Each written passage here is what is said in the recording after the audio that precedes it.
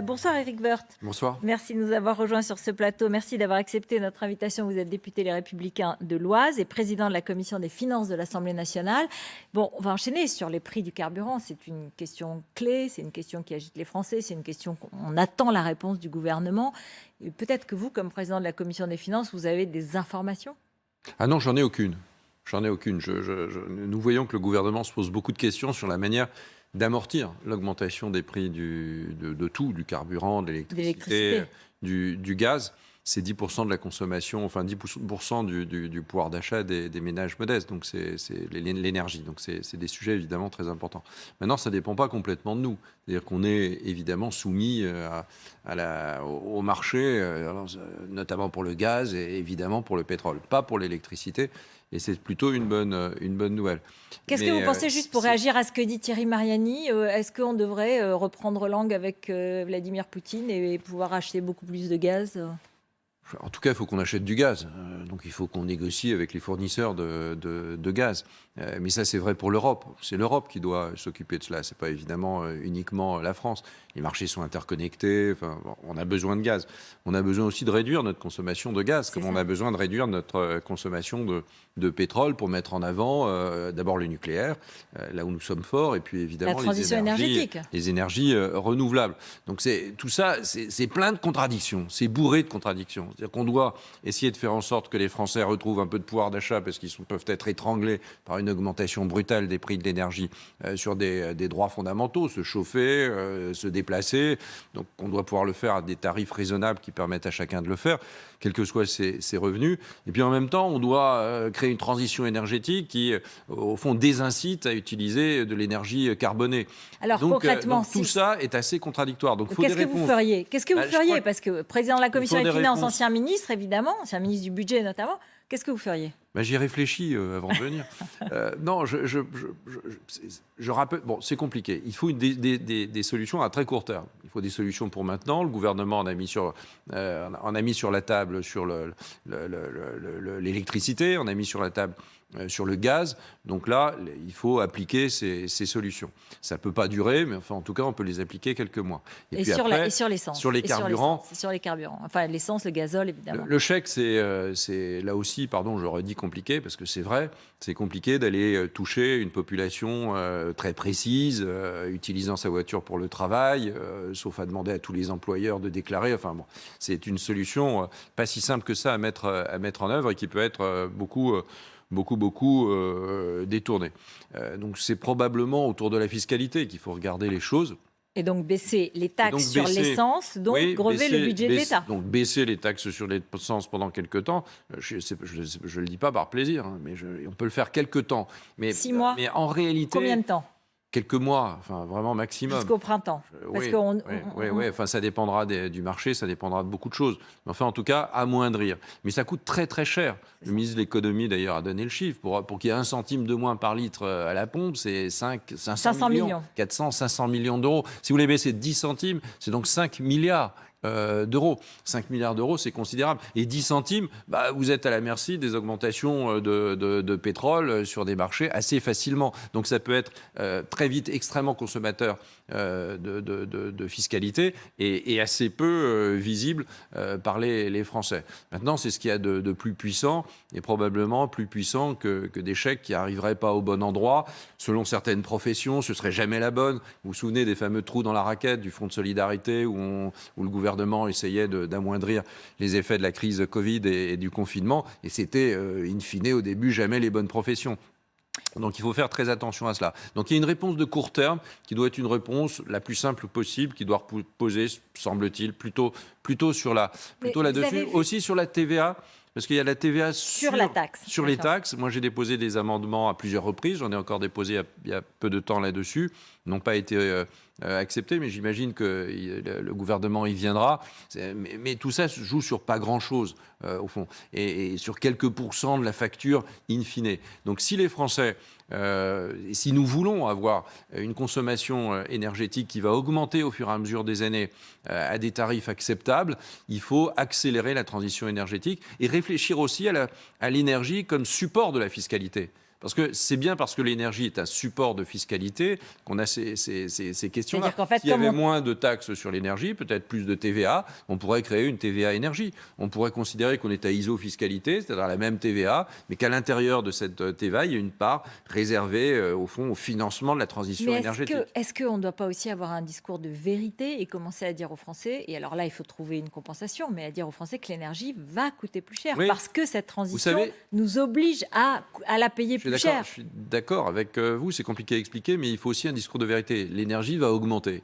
Ça va augmenter pendant toute cette phase de transition. Puis d'abord, on dit que le nucléaire coûte pas très cher, mais enfin, le nucléaire, on a besoin de considérablement investir. Et on a besoin d'investir dans les énergies renouvelables. Tout le monde le sait. Tout le monde le sait. Donc à partir de ce moment-là, l'énergie va coûter cher. On gagnera en souveraineté. Mais ça prendra un peu de temps. Donc il faut financer cette phase de transition pour celles et ceux qui ne pourront pas payer une énergie aussi forte.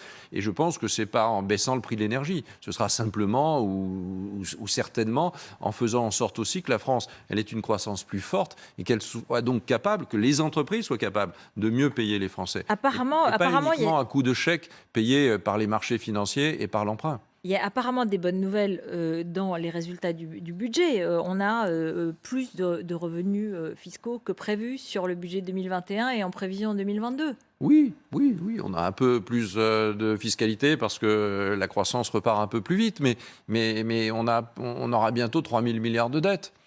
Donc c'est comme quelqu'un qui a tout d'un coup un tout petit peu plus de revenus et qui est énormément endetté. La vraie question, c'est comment j'arrive à me désendetter par une augmentation de la production réelle, durable de richesse. Produire, il faut en France qu'on produise plus et qu'on produise mieux, évidemment, mais plus. Et qu'à ce moment-là, on dessert les taux de la dette, les taux en un seul mot. Oui, bien sûr. Parce que la dette, aujourd'hui, elle est supportable. Elle est à des très bas taux, justement. Oui, voilà, elle est très supportable. Les prêts sont très bas. Elle est très supportable. Mais enfin, c'est pas parce qu'elle est supportable aujourd'hui qu'elle le sera demain. Votre on voit l'inflation prévision repartir, donc ouais. les taux vont à un moment donné suivre tout cela. Et donc, ça devient insupportable à un moment donné pour un pays. Un point de taux, c'est grosso modo à 10 ans une trentaine de milliards d'euros dépensés par le pays. Je sais bien qu'on a perdu le sens des milliards, mais ça reste des montants extraordinairement forts. Et ça veut dire qu'à ce moment-là, on est obligé de réduire toutes les dépenses dans la panique. Moi, je pense qu'il faut y travailler de façon plus forte. Et la France, qui a des plans sur tout, elle devrait avoir un plan de réduction et d'efficacité de sa dépense publique pour essayer juste de respecter le portefeuille des Français. Le quoi qu'il en coûte, vous l'auriez fait de la même façon ? Nous l'avons voté, et j'ai incité aussi à le voter. Donc nous avons voté les différentes lois installant le fonds de solidarité, l'activité partielle, tout cela a coûté très cher. C'était nécessaire dans cette période-là. Je vous pose la question parce que j'ai interrogé plusieurs candidats à la présidentielle qui vont concourir pour le congrès des LR, des Républicains. Vous appartenez à ce parti. Et ils m'ont tous dit « Ah, j'aurais pas fait pareil. Oui, mais c'était pas bien géré. » Comme s'ils avaient oublié qu'à ce moment-là, ils n'étaient pas contre. Et pourquoi ? Comment ça se fait ? Parce qu'ils sont très pudiques. Sans doute. D'accord. Mais vous nous rappelez que le parti avait voté pour. Mais bien sûr que nous avons voté et on l'a dit, parce que l'économie était fermée, parce que l'épidémie était partout, parce que les gens étaient aux urgences en train de mourir. Enfin, c'est ça le sujet, c'était pas autre chose. Donc on avait besoin d'argent pour faire en sorte qu'on ne meure pas économiquement aussi. Mourir 2 fois, c'est beaucoup quand même. Et donc on en avait besoin pour les entreprises. Et donc ce qui a été fait a été fait, et ça a été correctement fait. Qu'il y ait un plan de relance, ça me semble assez naturel que derrière l'urgence, on essaie de rebooster la machine, d'ailleurs qui fonctionne plutôt bien. Donc vous dites pas comme Valérie Pécresse, vous dites pas que le président Macron est en train de cramer la caisse.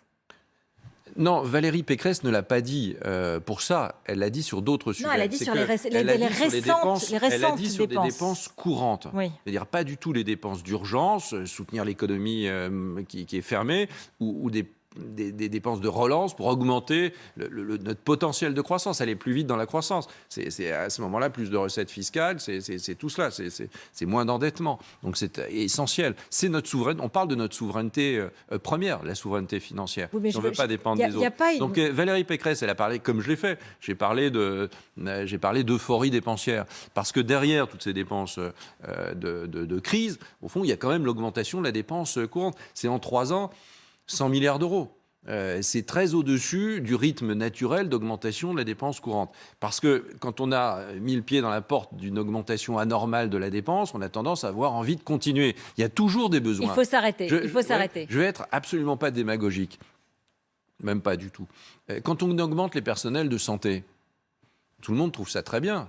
Et moi, je trouve ça très bien aussi. C'est assez anormal que les personnels de santé soient aussi mal payés que cela. Mais en même temps, c'est 10 milliards d'euros. C'est 10 milliards d'euros par an. Ce n'est pas une fois, c'est 10 milliards d'euros par an. C'est une somme considérable. C'est des dépenses courantes. Eh bien, il faut se poser la question, quand on augmente les personnels de santé, comment on fait pour financer cela?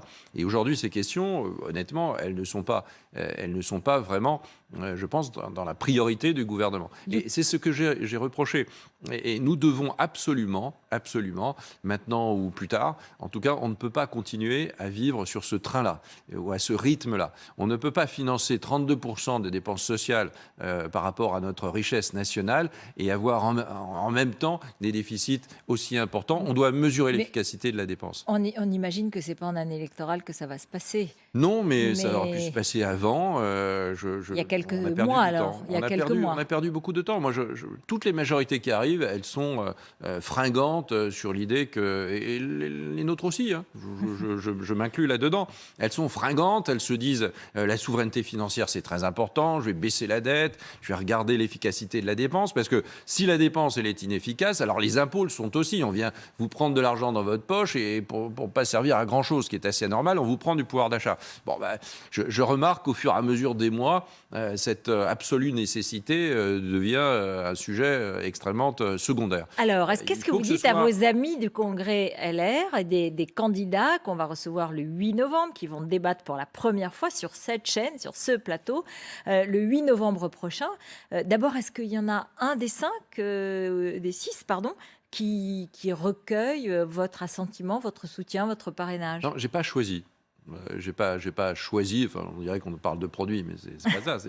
Moi, j'aime bien. C'est des candidats que j'aime bien. Bertrand, Valérie Pécresse, Michel Barnier, Denis Père, Philippe Juvin. Je pense que le quinquennat qui vient est un quinquennat absolument majeur. Beaucoup de temps a été perdu depuis toutes ces années par rapport à plein d'autres pays. Le monde se reconfigure, à la fois en termes de géostratégie, mais aussi en termes de transition écologique, numérique. Tout ça, on en parle, mais c'est notre vie quotidienne.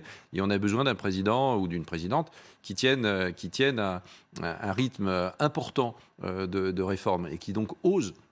Et alors lequel? Lequel je n'en sais rien et j'attends de savoir ce qu'ils vont dire. Ça me semble assez naturel. On n'est pas en train de se dire je suis plus ami avec un tel ou un tel. Je suis très ami avec et j'ai beaucoup de respect pour tous les candidats, Mais ce que je souhaiterais, c'est qu'il y ait à un moment donné une heure de vérité, que ce soit pas un concours de démagogie. Qu'on n'invente pas la xème prestation sociale pour faire plaisir, qu'on ne fasse pas. C'est pas ça le sujet. Le sujet, c'est pas de considérer que la valeur travail, ce n'est uniquement que de dépenser un peu plus sur le plan public. C'est pas ça du tout. Alors vous avez vu que le pouvoir d'achat, l'augmentation du pouvoir d'achat, il passe pas uniquement par la baisse des impôts. C'est sûr qu'on doit baisser les impôts, mais encore faut-il pouvoir baisser les dépenses qui vont avec. Et on n'a pas le prix Nobel d'économie quand on a dit ça. C'est assez du bon sens. Hein, vous avez vu que pour le moment, ils proposent tous la diminution du nombre de fonctionnaires. On est à 150 000 pour Valérie Pécresse, 250 000 pour Éric Ciotti. Il y aura peut-être d'autres chiffres. 620 000 a dit Denis Père hier. On ne peut pas empêcher ça parce qu'ils sont en compétition. Et ils veulent augmenter les salaires. Mais il faut éviter d'aller... c'est comme les impôts de production, moins 10, moins 15, moins 12, moins 20. Enfin, bon, à un moment donné, moi, ce que je souhaiterais savoir, c'est quelle vision on a du pays, quel président on serait. Si on décide d'être candidat, c'est pas n'importe quoi, décider d'être président de la République. Voilà, donc quel président veut-on être? Et c'est pas vos équipes qui vous le disent.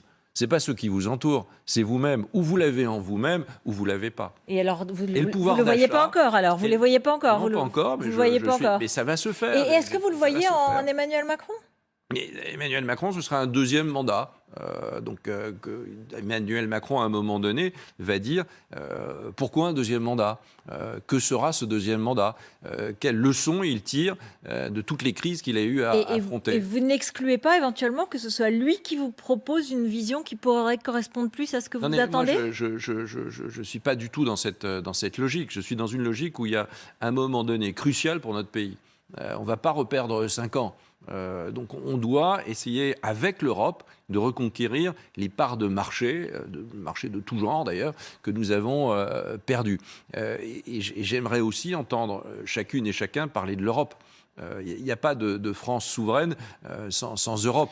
Et ça, c'est des sujets absolument majeurs qui sont aujourd'hui mis de côté, et comme si pour résister aux deux puissances qui veulent visiblement conquérir le monde, les États-Unis et la Chine, dans une forme d'égoïsme qu'on voit quand même poindre beaucoup, la seule réponse, elle n'est évidemment pas française.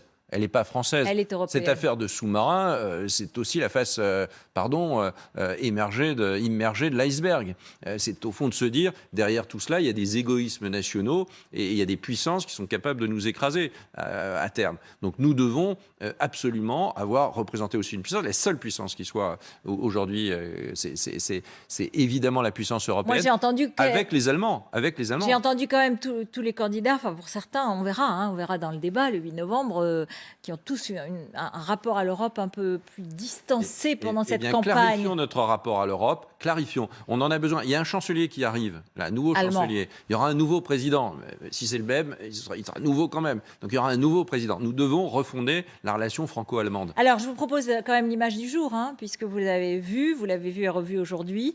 C'est celle d'Éric Zemmour qui a cette arme au salon Millipol, qui a été critiquée parce qu'il a visé, sans vouloir à mal, et personne n'y pense, les journalistes, et puis qui, lorsque Marlène Schiappa s'en est étonnée et s'est dit horrifiée, l'a traité d'imbécile. Qu'est-ce que ça évoque pour vous? Heureusement qu'il vise mal. Heureusement qu'il ne visitait pas un char d'assaut, ça aurait été plus loin. C'est assez immature. En fait, il y a un relâchement. C'est quoi? C'est un relâchement, je suis détendu, j'ai que des amis autour de moi. En fait, non, c'est pas vrai. Il n'y a pas que des amis, c'est des journalistes qui font leur métier. Donc derrière, ils décodent tout ça. Donc il y a beaucoup d'immaturité dans cette image. On vise jamais quelqu'un, on pointe jamais une arme sur quelqu'un. Enfin, on le sait depuis que... Moi, je le sais depuis que je fais mon service militaire, donc ça fait quand même un certain nombre d'années. Enfin, on n'a pas besoin de faire son service pour le savoir. C'est un moment d'immaturité. Comment vous expliquez son succès dans les sondages aujourd'hui et dans les sondages? Parce qu'il incarne quelque chose. Parce qu'il a réussi à incarner quelque chose. Un président, en général, quand il est élu, c'était vrai pour Chirac, c'était vrai pour Nicolas Sarkozy, François Hollande, j'en sais rien, ça a été vrai pour Emmanuel Macron. Il y a un moment donné, un président, il incarne quelque chose. Il incarne une bienveillance, il incarne une vision européenne, il incarne la start-up Zemmour, nation. Le combat obstiné contre l'immigration, la fermeture du pays et les peurs. Malheureusement, il y a un écho pour ça. Lui et Madame Le Pen, c'est plus de 30%, 30-35% des voix. Donc c'est absolument considérable. Se dire que ce pays fonctionne au réflexe sur la peur, ça fait très peur. C'est beaucoup de crainte.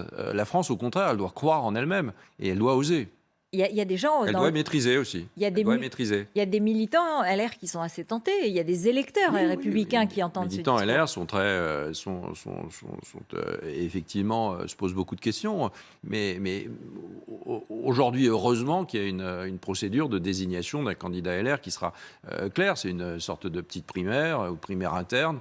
Ça aurait été mieux qu'elle soit plus tôt. Ouverte. Et puis, il faut que nos candidats ils sortent leur tripes. Pas uniquement en tournant dans toutes les fédérations LR, ça c'est d'abord épuisant, mais surtout en disant quel président ou présidente qui parle aux Français, quoi. Oui, il ne faut pas qu'il parle qu'aux militants LR, j'en suis moi-même un, donc j'ai un infini respect pour les militants LR. C'est des gens qui s'engagent, d'ailleurs quels que soient les militants politiques, c'est des gens qui s'engagent, donc j'ai beaucoup de respect. Enfin, c'est les Français qui votent. Et donc, au-delà des militants, j'appelle les candidats à ne pas fermer leur discours, mais au contraire, à l'ouvrir. Merci beaucoup. Merci d'être venu sur notre plateau, Éric Woerth.